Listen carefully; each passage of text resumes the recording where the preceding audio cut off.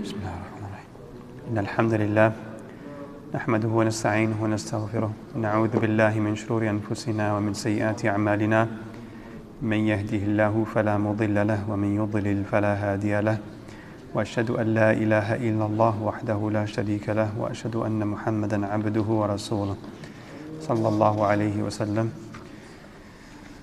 We're going to do sujood al-sahwi today.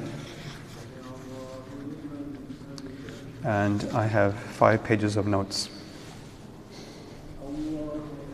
So we don't expect to finish today. It's probably day. Because when I write one line, then that requires explanation. Some of these things you know already, and some of them will be new for you. Probably an introduction to the sajda of forgetfulness is to say that Allah subhanahu wa ta'ala has made this a sharia for us for the reason that the insan is going to forget, and the insan is going to get involved with the dunya, and so naturally at some point or the other he is going to make a mistake.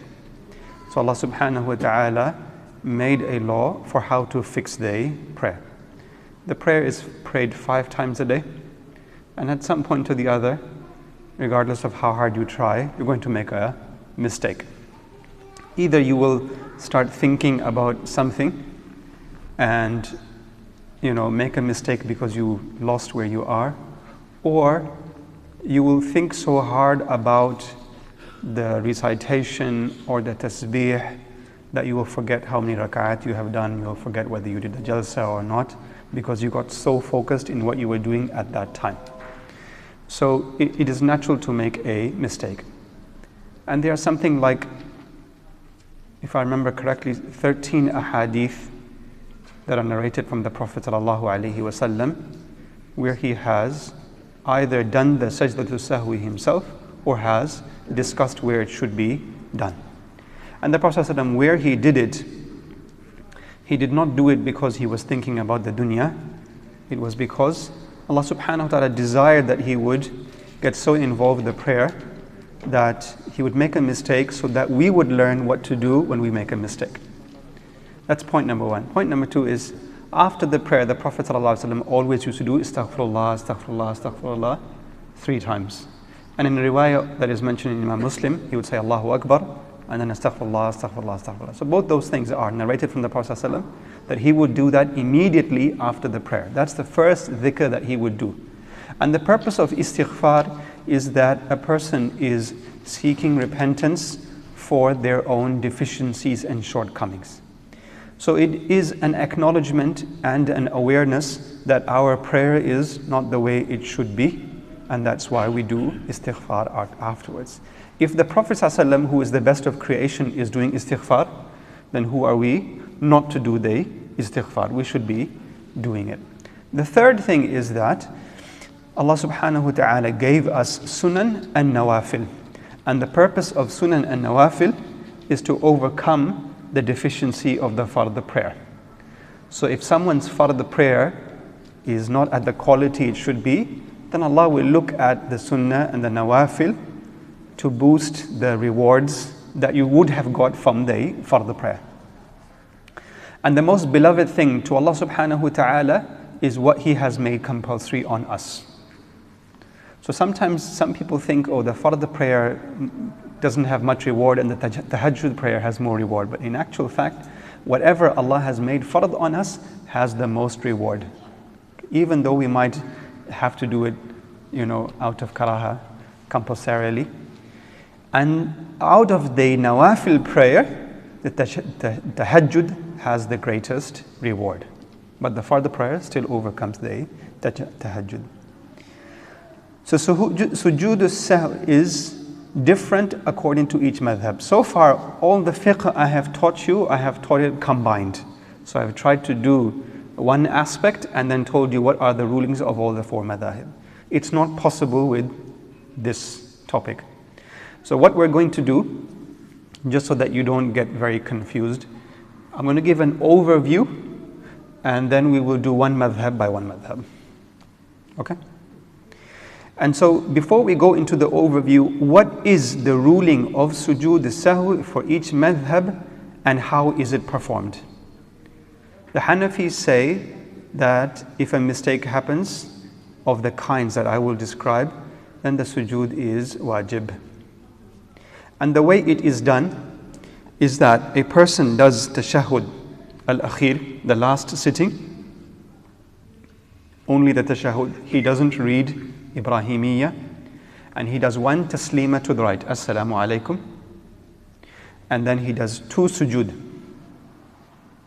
and then he gets up and he does the tashahhud again, and then he does the Ibrahimiyya, and he does the dua, and then he does two salam.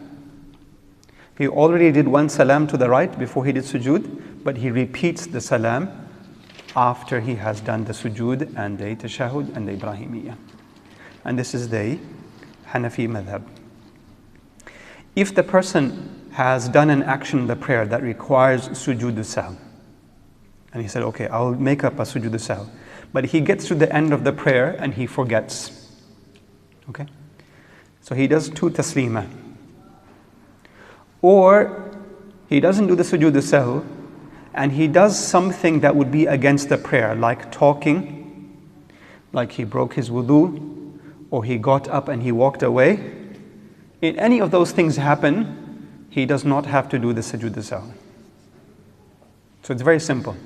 He makes a mistake, the sujood sahw is wajib. If he doesn't do the wajib, there's no sujood sahw on him. He does not need to repeat the prayer. Imam Shafi'i says that the sujood sahw is sunnah. However, for the person following the imam, it is fard on him to follow the imam in doing the sujood sahw. Okay? So let's say the imam has made a mistake and he has to do sujood sahw, and the person praying behind him has to follow the imam. For Imam Shafi'i, he does the tashahhud and the salat al-Ibrahimiyya and the dua, then he does two sujood. After he finishes with the two sujood, he says assalamu alaikum, and he is done. Okay? For him, the sajdatul sahw is before the taslima, not after it. There is only one set of tashahhud and salat al-Ibrahimiyya. Did you get that? You want me to repeat it? One more time? He prays in the last tashahhud, he does the tashahhud, he does Ibrahimiyya, he makes a dua, he does two sujood, and he is intending with those two sujood that he is doing sujood sahw. Okay, so the intention has to be there. And then he comes up after that, he doesn't do tashahhud again, he goes straight away, assalamu alaikum, assalamu alaikum. This is Imam Ash-Shafi'i. The Hanafis also say that the intention is also required. So both of them say that the intention is a component of sujood sahw. Imam Malik has two different ways.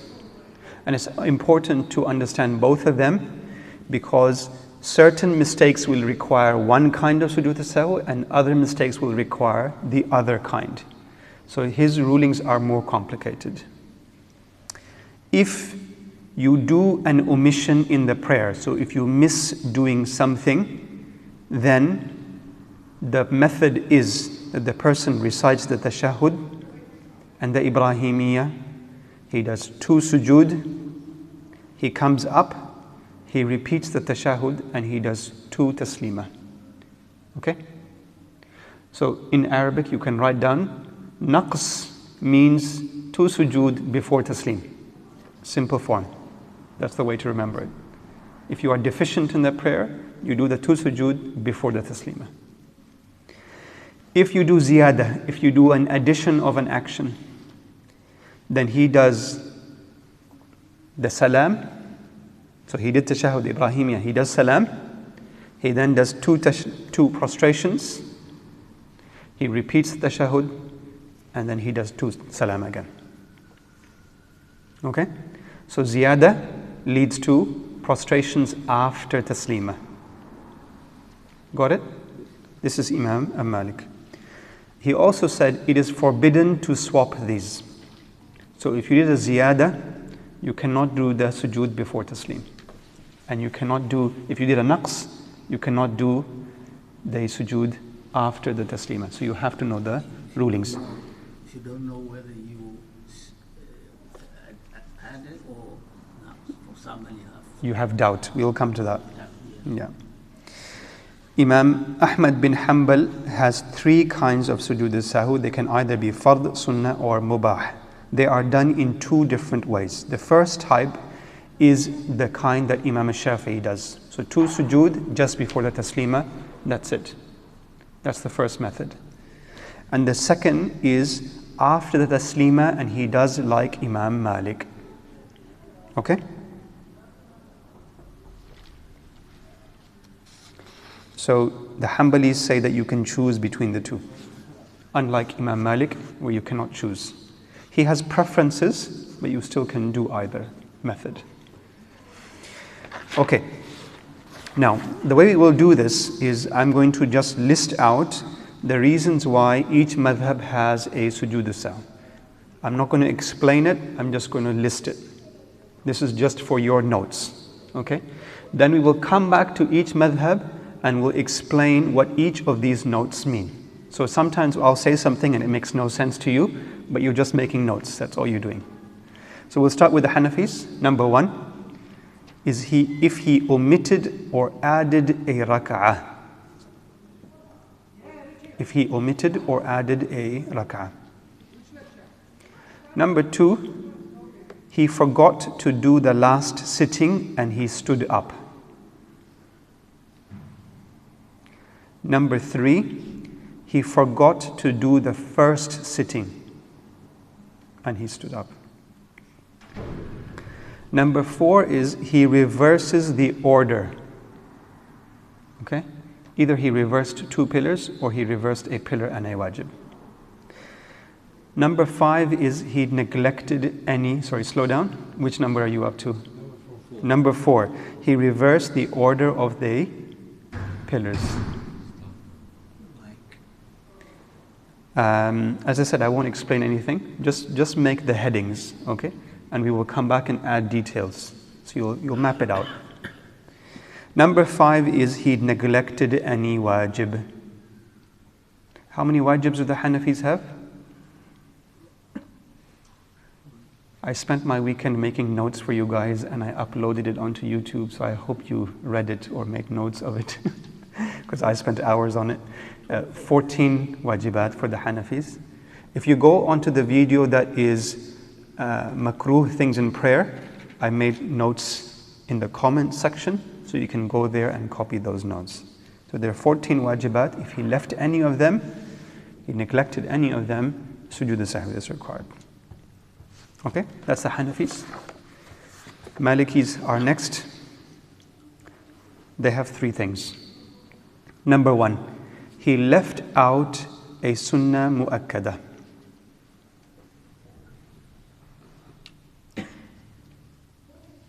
Number 2, he added an action.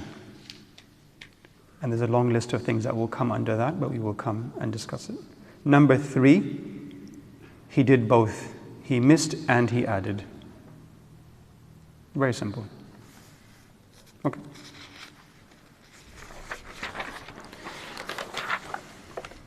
The Hanbalis, they have 3 main things as well.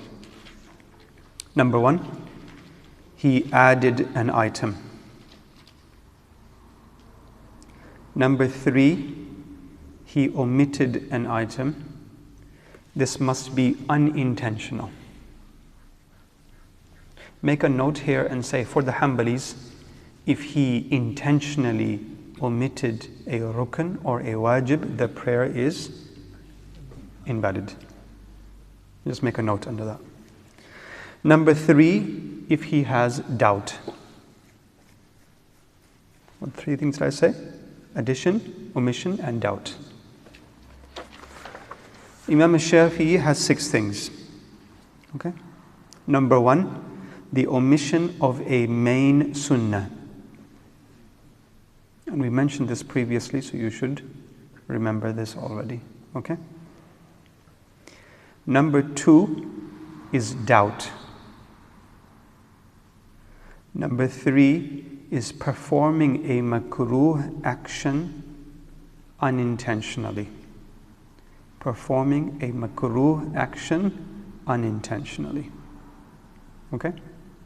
And this will need explanation. It's just a heading. Number 4, performing a verbal pillar out of place.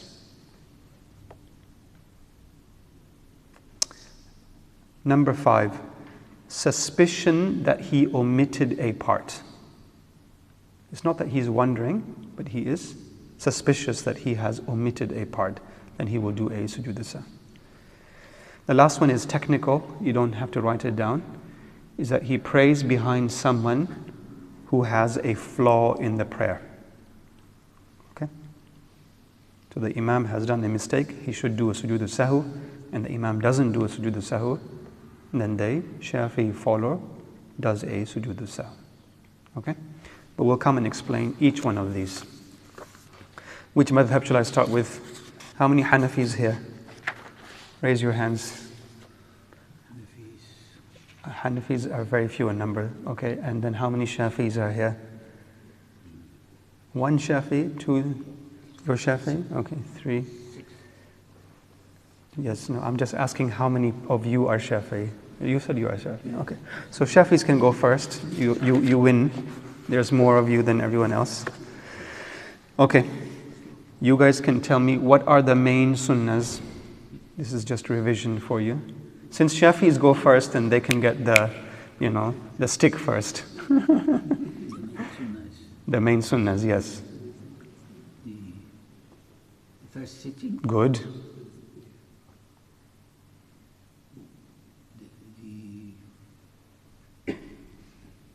The shahud of the first sitting. First sitting. No. The shahud of the first sitting and salah on the Prophet in the first sitting. Allahumma salli ala Muhammad. Yes? What else? The qunut prayer in Fajr. Yes? That main sunnah. That's a main sunnah. Okay? So if you have a Hanafi imam like me, then you have to read the qunut prayer in Fajr behind the imam, even if it's a very quick qunut. Okay? And there is one more thing. The standing for the qunut. Alright? So the qunut cannot be done in bowing or sujood or something. It has to be done while you are standing. So there's only 4. There's not many. You don't have to remember a lot. And they pray on the Prophet's family in the last sitting as well. So if a person missed these things, he has to do a sujood sahw. The most common one that is missed is the first sitting. Why? Because you have to do it in the second rak'ah, and if a person is thinking or he's thinking about his business, then he stands up and he doesn't do the tashahhud. And then he doesn't think, oh, what do I do now? So here you have to know the rulings because it is a common occurrence. Number 1, if you are closer to sitting, then you sit down and you do the tashahhud. Okay. How are you closer to sitting? Either the knees are still on the floor or the hands are still on the floor. This is for everybody. Okay. This ruling applies to all the madahib. If you are closer to sitting, you sit down. There is no sujood sahw. Okay? So you remembered as you're about to get up, you sit down properly again, and then you complete the tashahhud and you complete the remainder of the prayer normally. If the person is closer to standing or he has completely stood up, he should not sit down. Okay? This is for all the madahib. He should not sit down. Now let's suppose the person unintentionally sits down. He's like, oh, he just got surprised that he missed the tashahhud or he forgot the ruling and he sits down. Okay? What is the ruling there? As soon as he sits down, he has to do sujood al-sahw, number one. Number two, there is ikhtilaf on whether the prayer has become invalidated or not. So listen to the detail now. Imam al-Shafi'i says that if he did this amadan and he knew the ruling, the prayer is invalidated. If he recited or he started to recite part of the Fatiha and he sat down, the prayer is invalidated. Okay? So the simple thing to remember is if you forgot the first sitting and you stood up, don't go back down. Okay? Now, he did not sit down and he stood up. Does he have to do sujood al-sahw? Yes, because he missed doing a main sunnah. You can't make it up anywhere, right? So he has to do a sujood al-sahw because he missed it. Now, let's say this is only for Imam al-Shafi'i, because Imam al-Shafi'i has specific rulings for the follower that the other three do not have. They disagree with Imam al-Shafi'i. The Imam did not do the middle sitting and he stood up. Okay? And so someone behind him said, Subhanallah. And he sat down again. Okay? And now he has done this, sahwan. So for him the prayer was valid. But the follower, he's now aware of the ruling. Does he sit down or not? Does he follow the Imam or not? Imam al-Shafi'i says no. He waits for the Imam. Okay? Because he knows the ruling that he should not be sitting down. Here now he can do two things. He can either wait for the Imam, or he can break from the Imam and stop his following from the Imam and continue his prayer. Okay? Only Imam al-Shafi'i allows the follower to break from the Imam. The others say no, it is wajib or fard to follow the Imam in everything. Whatever he does, you have to do. But Imam al-Shafi'i allows it in this kind of situation. This is if the Imam or the person praying has omitted a main sunnah. What does the person do if he has omitted a rukun? If he is still in that same rak'ah, he goes back to it. So let's say a person was standing, he didn't do ruku' and he went straight to sujood. And when he got to sujood, he remembers, oh, I didn't do ruku'. He has to go back to ruku' and then continue from there. And because he went back to it and he missed it, he has to do a sujood al-sahw. Okay? If he completes the rak'ah, he gets up for the second rak'ah and he starts it, and he has not done the ruku' of that previous rak'ah, that rak'ah is void. It does not count. So if, let's say, that was the second rak'ah, then that becomes void. And the prayer, that the rak'ah you are praying now is no longer the third rak'ah, it becomes the what? The second rak'ah. That's simple enough to understand. Okay. Imam al-Shafi'i, in fact all the fuqaha, doubt is treated the same way. Number one, if he has doubt, where did I write it?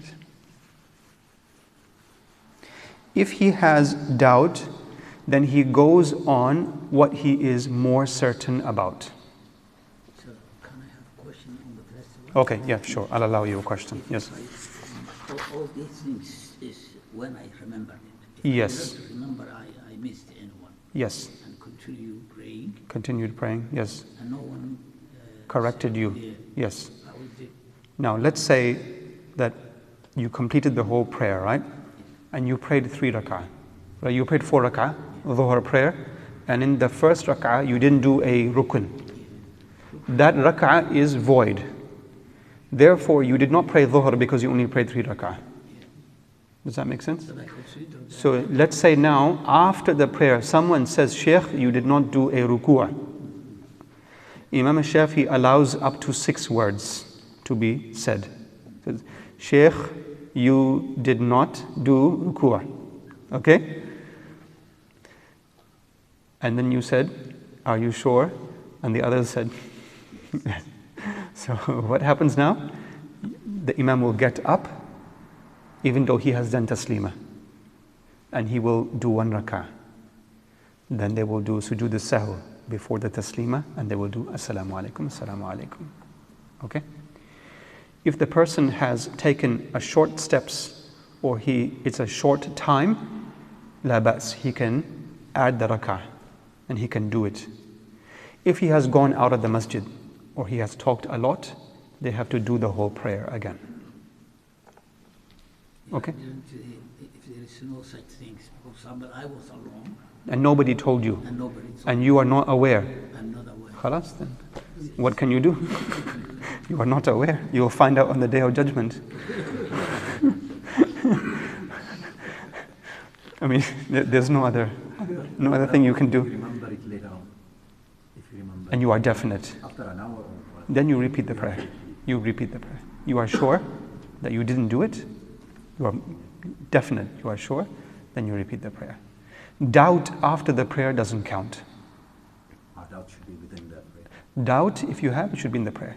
But if you are sure, it's not doubt, you are sure that you have missed something, then you have to repeat the prayer. You mentioned in the 6 conditions, the second condition was doubt and fifth condition was suspicion. What's the difference? So doubt, that is around, so number 2, I should clarify. As I said, each thing needs clarification, right? So we'll start number 2 now, and then I'll explain what the difference is. So the doubt, number 1, is generally the doubt is whether the person is in the 3rd rak'ah or the 4th rak'ah. That's the most common doubt here. That's where the shaitan strikes you, right? And for some people, this happens every day.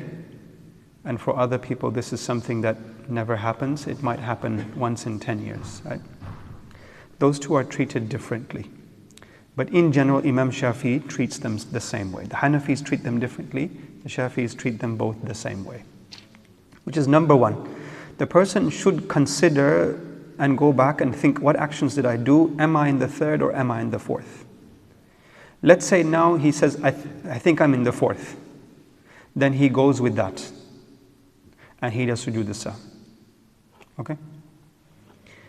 If he remains confused, I'm not sure if I'm in the 3rd or I'm in the 4th. He's going back and forth, back and forth. He thinks, and he can't remember. Then he will go back to what is the least amount. So number 3 rak'at is least.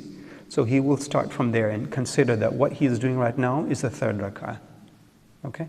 And he will build on that, and then he will do a sujood as-sahw at the end. Let's say now he is leading the prayer and he's the imam. Okay? Then, and he is in doubt, and everyone behind him has stayed quiet as well. They were all in doubt because they were all daydreaming. Right? And sometimes some masajid are like this, sometimes someone has some najasa on him. One person has najasa on him, and it affects the prayer of everyone in the masjid. And this is one of the things that is hard to understand. The whole majma' is affected. So the whole people are, daydreaming, no one realizes. And then someone trustworthy after the prayer says, we prayed 3. Then the imam has to go with that. So he gets up and he makes a rak'ah, and he does a sujood as-sahw based on that. If, let's say, now the imam had doubt and then he has yaqeen, he is sure. And it doesn't matter if everyone is saying subhanallah. He has to follow his yaqeen. Okay? Because he's the imam. All right. The Hanbalis have some more things to say on that we will mention when we come to the Hanbalis. The Hanafis have one more thing to say when we come to the Hanafis. Okay? Number 3 was performing a makruh action unintentionally. The example that the fuqaha of the Shafi'i madhab give is prolongation of a short pillar. So the sitting between the two sujood is supposed to be short. The standing up after the ruku' is supposed to be short. So if a person makes this long, forgetfully, then his sujood sahwi is required. If he does a makruh action that in of itself does not invalidate the prayer. So for example, we said that if someone walked 3 steps, that invalidates the prayer. But 2 steps does not. But is it an action? Yes. Is that action makruh? The answer is yes. Unnecessarily walking 2 steps is makruh. That does not require a sujood sahwi. If someone does an action that invalidates the prayer, like 3 steps, it cannot be corrected by a sujood sahwi. Okay? This is for all the madahib. You cannot correct your prayer when you did something that makes the prayer batil. Alright? Number 4, he performs a verbal pillar out of place. An example of this, the recitation of Fatiha is a rukun, right? So if he recites the Fatiha while seated, he has done it out of place, right? That will require a sujood sahwi. If he does a tashahhud whilst standing, this will require a sujood sahwi because he has done, those things are verbal pillars. Do you understand verbal pillars? Pillars that are words, right? If he does them out of place. Now this is assuming that he has done those verbal pillars in their place as well. Because if he doesn't do them in their place, he hasn't done a rukun at all. And that cannot be corrected by a sujood sahwi.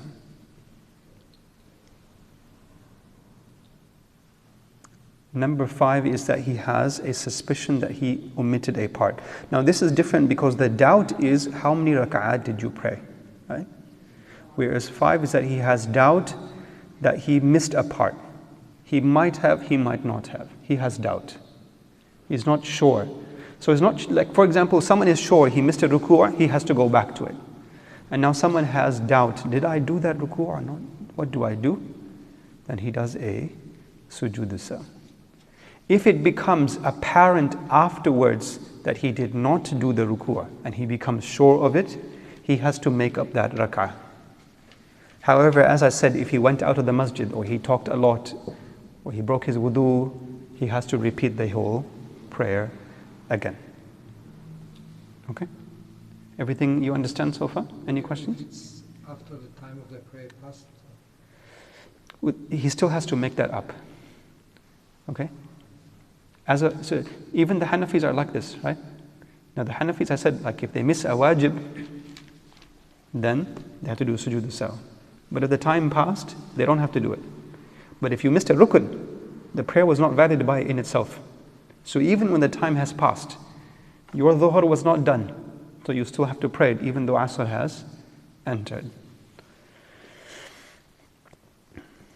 Okay. That's the Shafi'is done. Any questions for the Shafi'is?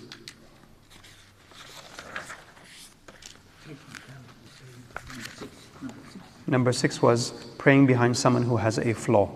Just write that down. I don't want to explain that anymore because you will get confused. Okay? This is going to be more advanced level. So we'll leave that for the moment. Okay, we'll go to the Hanafis next. And what is the time? Can we finish the Hanafis today? Let's try, and then we might stop with that and complete next week, inshallah. Number 1, he omitted or added a rak'ah. Okay. So notes within is, obviously, if he missed a rak'ah, he has to make that up first before he does the sujood sahwi. This is something that is logical. The Hanafis have particular notes if a person gets up for the 5th rak'ah. Now, the assumption is that he has read the tashahhud in the 4th rak'ah or the 3rd rak'ah of Maghrib or the 2nd rak'ah of Fajr. It's the last tashahhud. he has recited it, and then he got up for an additional rak'ah. From a technical perspective, for the Hanafis, the prayer is complete because the last rukun is tashahhud. The taslima is actually a wajib. So when he gets up, and if he sits down again, he has to do sujood as-sahw. He should sit down. Let's say he doesn't sit down and he continues praying a fifth rak'ah. He is actually advised to add one more rak'ah and make it 6. Because a prayer is prayed 2 or 4 or 6. A voluntary prayer is prayed 2 or 4 or 6. So his first 4 rak'at will be considered his fard component, and the last 2 rak'at will be considered a voluntary component, and his taslima at the end is the wajib that he should have done after the 4th rak'ah. So because he delayed the wajib taslima, he has to do a sujood as-sahw. It's very technical and very difficult to understand for the Shafi'is because you've never seen this kind of situation. But essentially, the simple thing to understand is if you did tashahhud in the last rak'ah and you got up, sit down again. It is different to the middle sitting, the first sitting where you should not sit down. The last sitting, you should sit down if you got up. Okay? And this is the bit to remember. I think that's, the rest is probably going to get you confused. This is the key bit to remember. Imam Abu Hanifa says that if a person has doubt, and this is the first time for him, or it is something very rare, okay? Now he has doubt. Is it the 3rd rak'ah? Is it the 4th rak'ah? Then his prayer becomes invalid. Okay? This is for a person for whom what? Doubt is extremely rare, or this is the first time doubt is happening. Okay? Better for this person to break the prayer and start again. However, if doubt is common for him, this is a regular occurrence that he gets confused, then he does the same as the Shafi'is. He builds on what he knows to be certain, or the lower number if he is uncertain. Okay? That's all the points under number 1. Number 2, he forgot to do the last sitting and he stood up. Now in this situation, he has not done the tashahhud. Okay? So he has not prayed the tashahhud. After the 4th rak'ah, he went straight up. This is only for the Hanafis. It's not for the Shafis. Okay? You can just listen for your interest. But the Hanafis now, if he does not, he has to sit down. It is fard for him to go and sit down. If he does not sit down and he continues praying, when he gets to sujood, the prayer becomes invalid. The fard becomes invalid and the whole thing is converted into a voluntary prayer. Okay?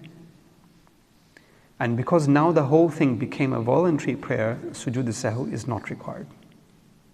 And he now has to repeat his fard prayer. So the first sitting, there's some allowance. The last sitting is much more critical that you get it right. All right? Now, so how does a person remember, or how do you maintain remembrance of which rak'ah are you in? Okay?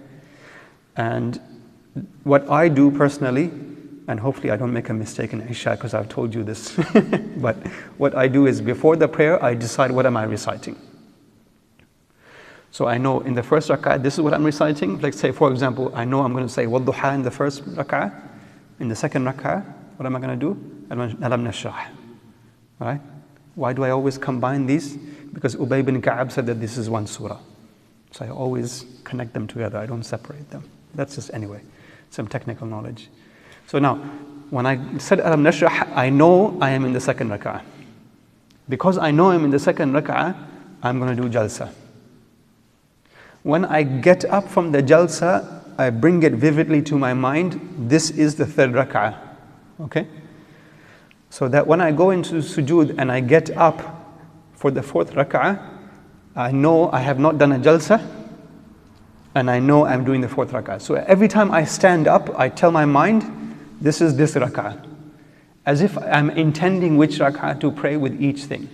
Then this way, the rak'ah that you are praying stays to mind. So when you get to the fourth rak'ah and you think, am I in the third or the fourth? And you go back and say, did I do that jalsa and did I stand up?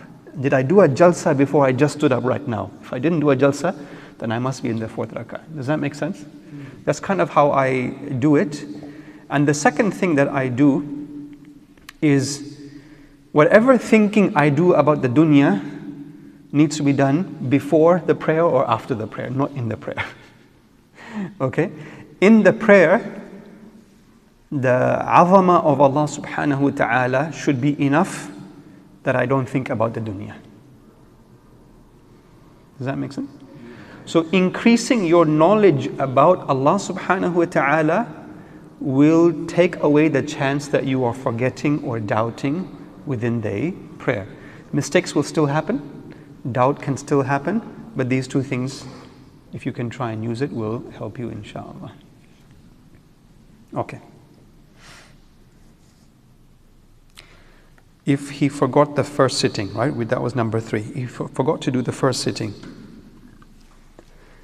Just like Imam Shafi'i, if he stands up, he should not sit down, and he has to do a sujood as-sahw. If he does sit down, there are 2 opinions in the Hanafi madhab.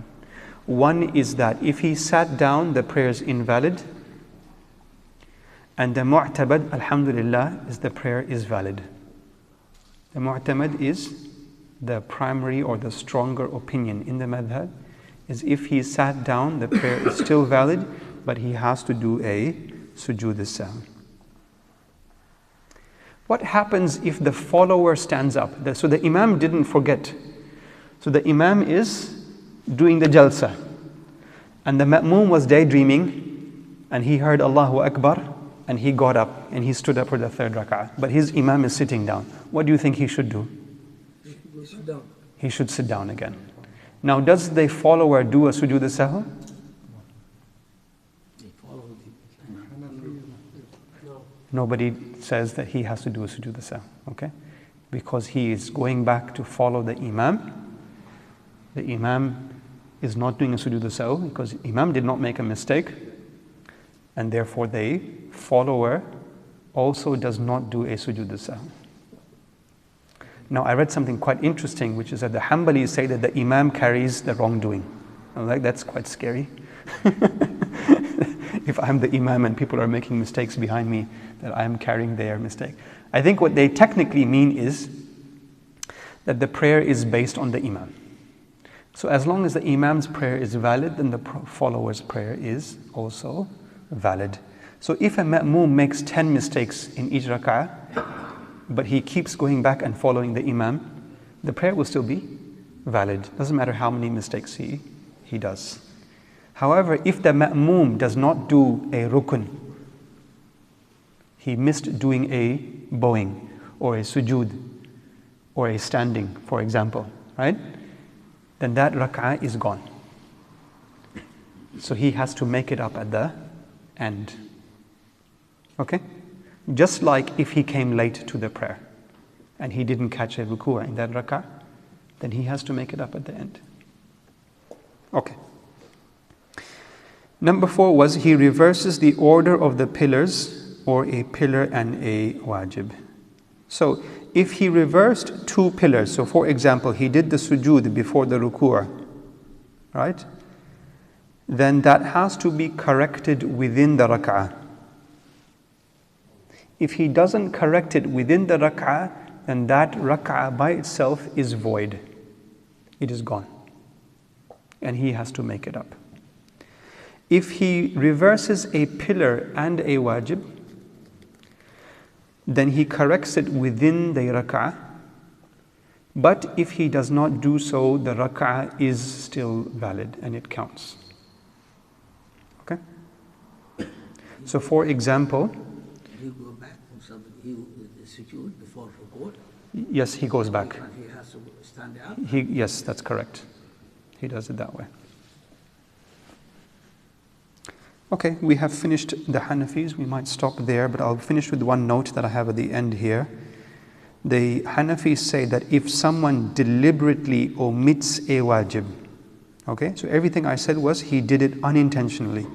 but someone deliberately omitted a wajib, there is no sajda sahu and the sin is on him. It cannot be corrected. Okay? So do not omit deliberately a wajib. And they say that to be on the safe side, the prayer should be repeated because he deliberately omitted the wajib. We'll stop here for this week. Any questions? The sujood sahwi is technical, and I can see that you are tired, but it is one of the difficult components of the prayer, but also one of the most important. And you will also only remember it when you remember the fard actions, the wajibat, the sunan, right? That's why we did all of that first, so that you really understand all of that section. When you understand all of that, only then will you understand when and where is the sujood sahwi actually applied.